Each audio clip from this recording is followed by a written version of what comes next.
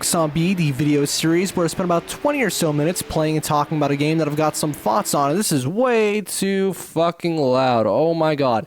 This is Need for Speed Hot Pursuit 2, more specifically the GameCube version, but it's the EA Seattle version. Why the GameCube version instead of the PC version? Because I can't be fucked to play the PC version because it's kind of weird. It's actually really easy to get working. You literally just take the it's abandonware, right? So you just take the files, you rip them somewhere, you fucking patch it and crack it. Bada boom, bada bing, right? It's just that I can't be bothered to even do that, so instead I'm playing the GameCube version. So don't tell Nintendo, I guess. I don't know.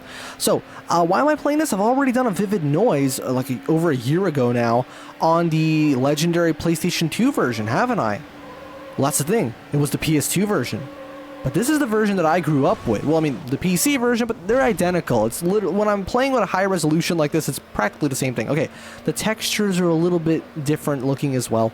Doesn't matter though. Also, the number 1 up there, where it's like 1 out of 4, my position, it's supposed to be orange, not yellow. The GameCube, you fucked up. Oh, yeah, this port is pretty rushed, but I mean, what the hell do you expect? It's EA. But anyway, so this is basically just going to be a video of me just talking about how bitter I am that this is the version that I grew up with instead of the objectively superior PS2 version. And I want to address some reasons as to why I've begrudgingly admitted, like, despite just the mountains of nostalgia that I have for this version, I have to admit that really it isn't all that good, and I have reasons for it. It's not arbitrary. Well, for one, the sense of speed. Unless you're using this camera, which I will obviously not make you watch me play like this, because even though it's actually really good for gameplay and for the sense of speed, it's not great for a video, right? Even though I did do that for Ridge Racer 64 a while ago, but to be fair, that's a Ridge Racer game. You kind of need that kind of camera. Like, you cannot play Ridge Racer without, but here it's like, no, it's fine, I can play it like this. But the problem is the field of view. It's just so narrow.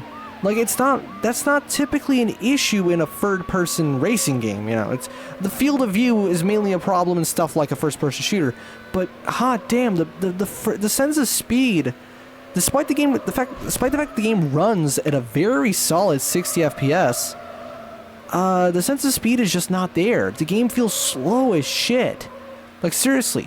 Another thing is the car handling. See, Need for Speed Porsche Unleashed, which came directly before this, at least on PC, is known for its incredibly punishing and heavy and weighty. Like, it's a very difficult handling model to get used to.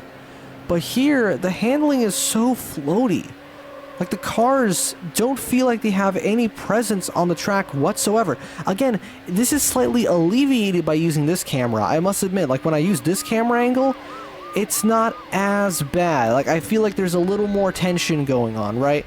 It's kind of like Need for Speed Undercover, actually, funnily enough. Like, Need for Speed Undercover also doesn't have a great sense of speed, but the game gets way more fun when you play it like this. I seriously recommend, if you hated the game when it came out, play it again, you know, mod it, so it, like, installed, like, a widescreen fix or something. Well, no, the game has widescreen, it doesn't support anything beyond 1080p, so if you have anything, like a monitor that's more than 1080, like me, then you're going to want to do that, because otherwise it won't run right. But anyway, you can also disable the bloom if you want. The thing is, though, it's the car handling here. It's just so, it feels like they took Porsche Unleashed, which was actually made by EA Canada, funnily enough, but it feels like they took Porsche Unleashed handling and made it very light. There's a lot of elements in this game that feel borrowed from Porsche Unleashed. Also, the way that the tires handle on the floor, the way that you, like, when you complete a race and it kind of stops your car, but you can still sort of move around. And also, there's something else about this game that really does make the black box version just, I mean, well, for one, the cops are way more aggressive on black box, of course, but funnily enough, there's somehow more of a threat, and in a very frustrating way. See, black box did their homework, because the original Need for Speed Hot Pursuit, Need for Speed Free, that is, no matter what version you played, be it PC or PS1, it had a free strikes in your out system, where if you get busted once, you get a little warning, you get busted again, you get another warning, and then you're officially out of the race. But here, that's not the case. In Need for Speed Hot Pursuit 2 Seattle version, so this, Xbox, and PC, if you get busted even once, it's the end of the race. And you know why that sucks so bad? Because the races in this game are long as shit. The races can be pretty long on PS2 as well, but again, the comp system is more forgiving. And the racing is more fun. So you don't really notice. But here, look at this. I've been racing for 5 minutes already, and I've got 1.5 laps left to go.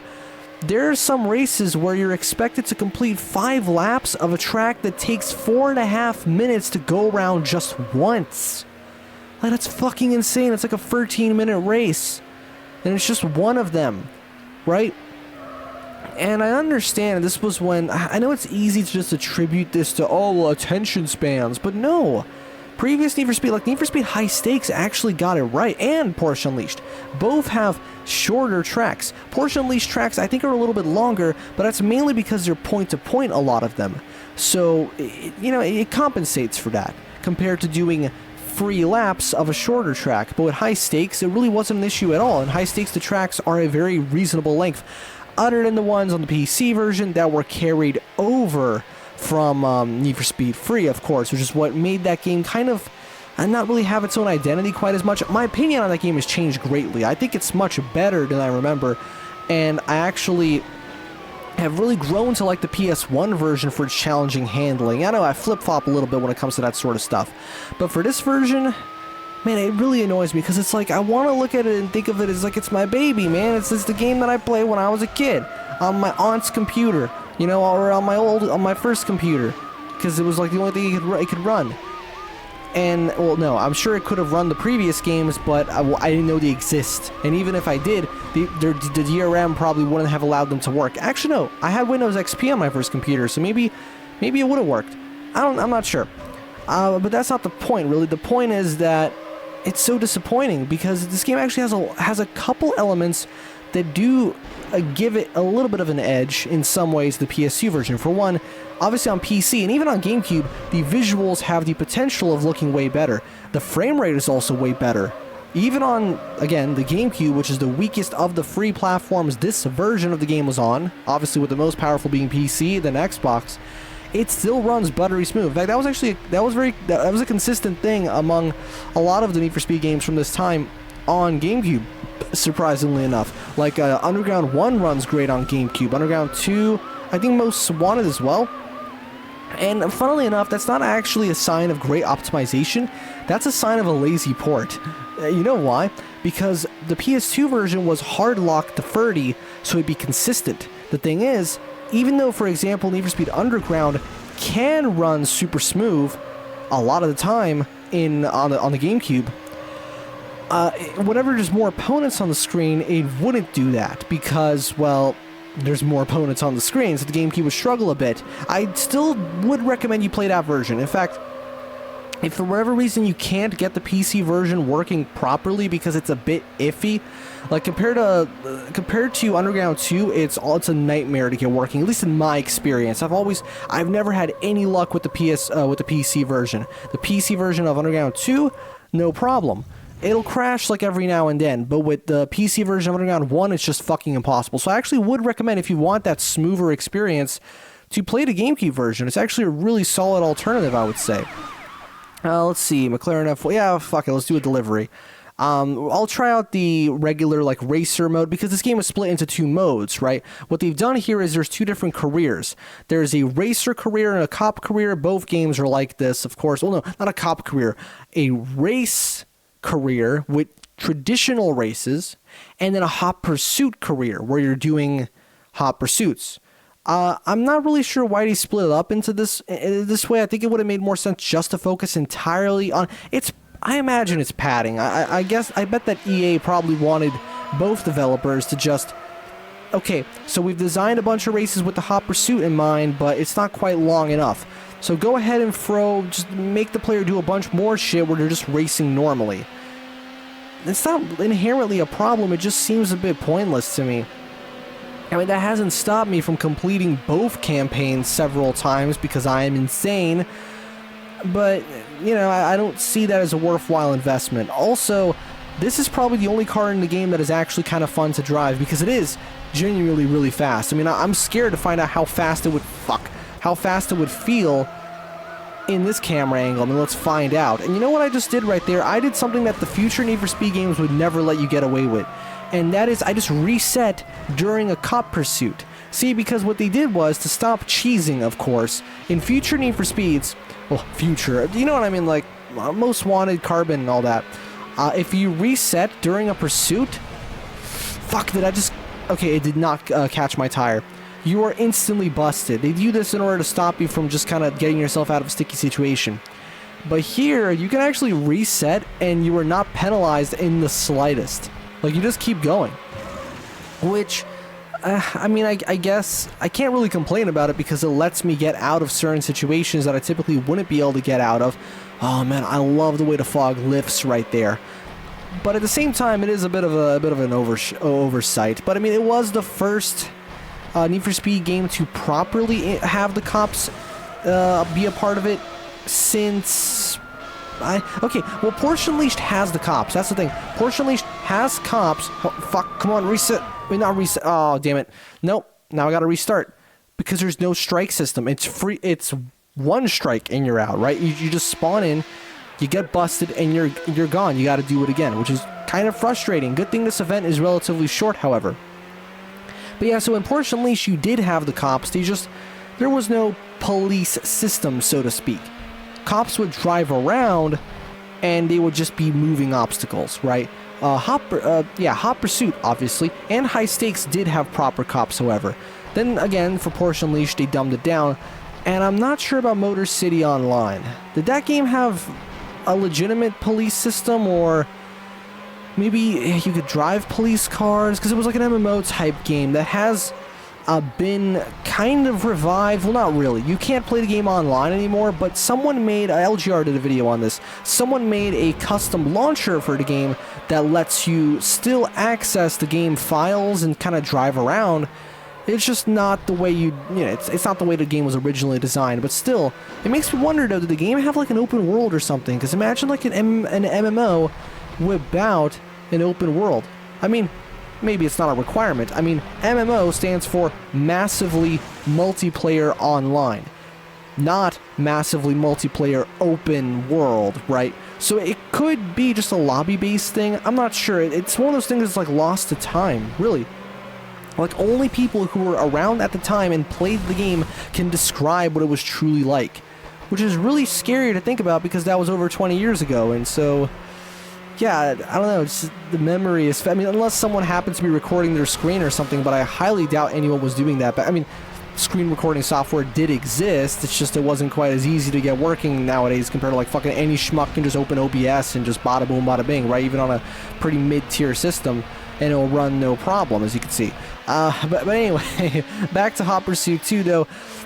I actually don't mind the fact that this version is missing the desert track.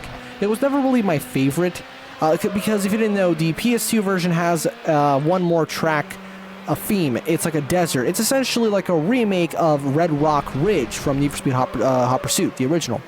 Whereas here, we only have the park theme, the sort of tropical, like, kind of like a new revamped version of Atlantica, and also an autumn theme.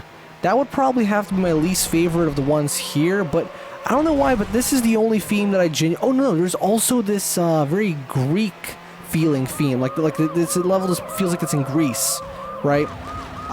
Which looks a hell of a lot better in the PS2 version overall. But I have to say that my favorite one is probably this one. I don't know why, I just love the look of these parks, especially in this version of the game. Something about the color palette and the way the textures are, just everything feels so pleasant to exist within. It's just like, okay, let's go ahead and do some regular races now.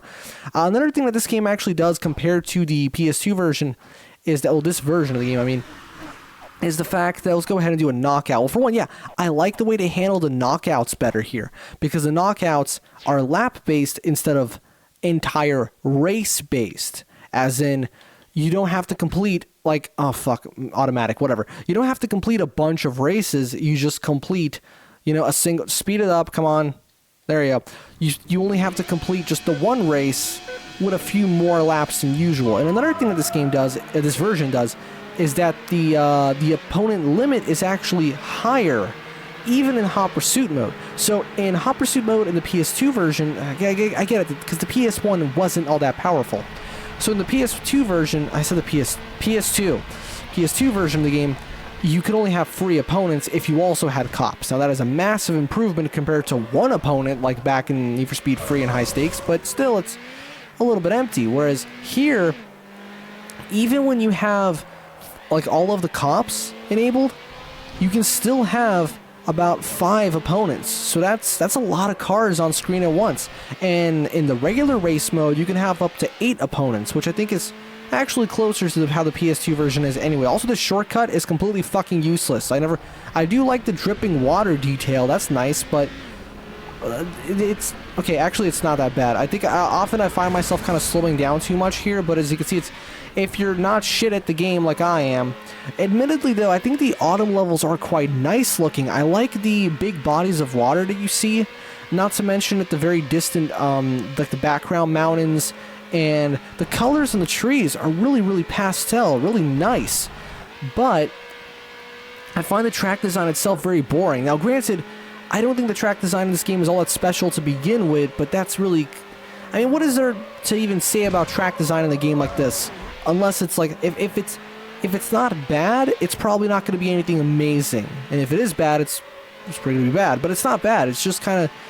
I appreciate the fact that it's not something fucking stupid and insane like in Need for Speed 2, even though I do like that game quite a bit. It's the reason why I've set up a Windows 95 virtual machine on my PC, so I can play the original software accelerated version. That's right. Not the one that you can play with a patch with the hardware acceleration, even though that's very good. I like to see the game with the original hardware software acceleration. It looks really weird and, you know, CPU based, but it's kind of cool. But at the same time, like, what was I talking about when it comes to the track design is that, I don't know, I think Porsche Unleashed had a lot more interesting visual motifs. Like, the older I get, the more disappointed I get with this version. Not just because it's such a downgrade compared to the PS2 version, it's just that the PS2 version itself made some downgrades compared to prior games. It doesn't have as many tracks. It doesn't have as much track variety, but I found that it made up for it with the overall quality of the racing and the cops and the presentation. And the game looks amazing for PS2 standards. Again, the PC version has the potential to look better because it's PC, but the PS2 version, especially because for an early PS2 game, 2002, is absolutely phenomenal. I mean, early, it was 2 years after the PS2's launch, but still, it's still, in my opinion, the most overall polished looking Need for Speed game on the platform. Seriously, one of the most polished racing games on the platform, because I always felt that with future Need for Speed games, they were always playing second fiddle to PC. Like, clearly, for sales reasons, they were prioritizing development for, be it the PS2 or afterwards the Xbox 360, you know, whatever was the most popular system. But the PC version's always had an edge. Like, you can't tell me that Need for Speed Underground 2 looks better on even Xbox than it does on PC maxed out. Like, no, it looks better on PC. Most Wanted, that's when things get interesting, because genuinely the 360 version does look quite a bit better because it is way more polished looking. And the PS3 version looks quite good for Need for Speed Carbon as well. And from that point on, they kind of became the same, other than like the last gen versions, obviously. Even though Pro Street is pretty respectable for a PS2 game, I gotta say. In fact, in some ways, the PS2 and Wii versions of Undercover actually look a little more polished than the PC counterpart, like the big boy version of the game, right? Which is interesting. I think it's because like they probably didn't have to spend as long developing it because it reuses the Most Wanted engine and a lot of stuff from Most Wanted. That game is so strange. I gotta do a video on it at some point. Like that specific version of it, you know. I could also do a video on the PC version, but it's like it wouldn't be quite as interesting. I don't know. So what else was I talking about? But yeah, but with Hot Pursuit 2, it feels super polished even on PS2, especially on PS2. So that's why it stands out to me in that way. And what else I want to talk about before I wrap this up? Because okay, what other downgrades would I say that this game makes? Like, if you were a PC user, I can honestly imagine being super disappointed with this game overall, because really the handling is not as good as Porsche Unleashed or even games prior. It's boring. It's not that it's easy. it's not that it's easy. It's that it's boring. The handling is so tedious. I'm barely able to stay awake right now, man. Like, it's like, oh, look at me taking a corner, donk. Collisions are super forgiving. It's only kind of exciting when you do this because of the improved sense of speed. And that's the thing, like with Porsche Unleashed, for example, even just regularly just driving around with no cops, because again, the game didn't really have a true police system, it was still fun because of the handling. I'm not saying this game should have been some fucking Assetto Corsa simulator, but it was just it's a matter of weight. The cars feel like they have no weight. I'm repeating myself, but it's true. Also, the visual variety isn't quite as good. You only have, at least on this version, you only have 3 visual themes. No, 4. The PS2 version had 5, but Porsche Unleashed had a ton. Like, every single track had a completely different visual motif. In fact, if you were coming from Motor City Online, oh, that game's got you spoiled. That game had even more shit, but to be fair, it was like an online game, so it makes sense. But even, it doesn't have as much content as High Stakes. Even though I think that game had a little bit of the opposite problem, where it had way too much stuff going on, which is what made it pretty overwhelming to try and complete, but still, I guess I gotta admit, I've completed this game a couple of times, both versions. I've never completed High Stakes, never even gotten close. It could never really hold my interest for long enough, despite it, I think, on PC, ultimately being slightly better. So that's gonna do it for me, basically shitting on my childhood. This has been Focus on B, the video series where I spent about 20 or so minutes playing and talking about a game that I played as a kid and I now find incredibly disappointing, despite the fact that I still appreciated what it does. Sort of. I mean, I play the PS2 version. Nowadays, emulate the PS2 version at 4K. You'll get a better experience. I think you can also use cheat codes on the emulator to make it 60 FPS. Do that. That's the best way to play the game now. Unless there's like a mod for the PC version, which brings it closer. I know there was, a couple years ago, they released this, someone made this mod for Need for Speed Most Wanted, which kind of tried to be like a spiritual successor to the Hot Pursuit games.